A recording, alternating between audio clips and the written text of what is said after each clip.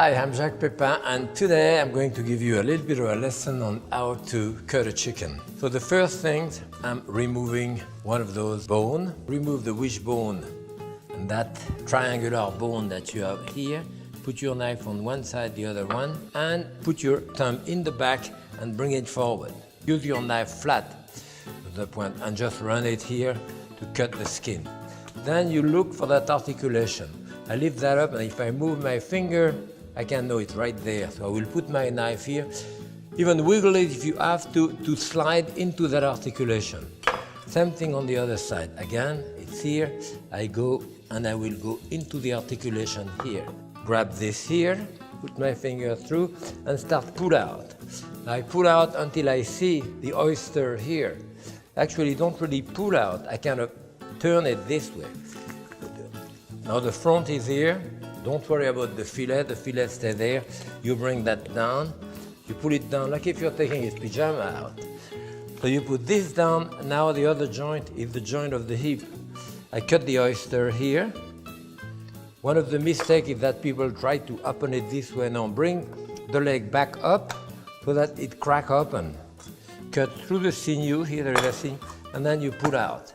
Again, cut the oyster, break it out, cut through the sinew and pull out. That should not really take you much more than like 45 seconds to run out your chicken. I have the fillet here left. I run my finger around the sternum, here the central bone. Won't even need a knife for that. Now I will remove the rest of those bones. So for the leg, what I do, I just cut around to be able to hold it. I hold it, I scrape it. Again, there is a lot of scraping.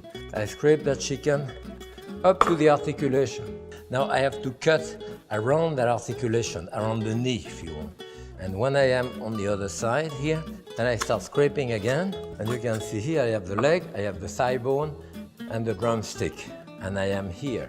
I don't really want to cut this because the skin will shrink as I'm cooking it. So I'm breaking it to remove it, and that you can trim after your chicken is cooked. Now there is those two bones left. Again, you have to cut all around, just under the articulation here, and then press it flat, push it, and you remove that bone. Now I have the two fillets. As you can see, there is those long sinew in the fillet. You hold the nerve this way, and I scrape it out. I put that where there is no meat, like here, cut a bit of that to bring it here. Basically to have about the same amount of meat all around the skin. And now we can do a stuffing, leftover bread. I have some cheese here. Onion is always good, parsley, garlic, and even some dry fruit. A little bit of salt and pepper, and then my stuffing. I did one a couple of weeks ago with just spinach, and cheese was very good. You don't have to worry too much about that type of stuffing. You don't have raw meat in it. Now you bring the leaf on each side. You want to bring that skin, turn it upside down, cross his leg. Use a twine.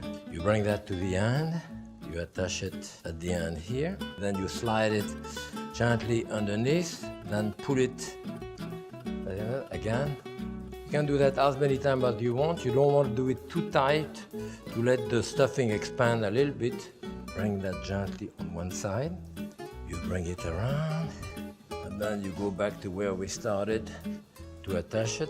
Saute it with a little bit of oil or butter, and you want to brown it around for 3, 4, 5 minutes on each side. The oven 400 degrees, about 40-45 minutes at the most, baste it, and you have a Galantine that you can cut in like 10 slices. And that's all there is to it.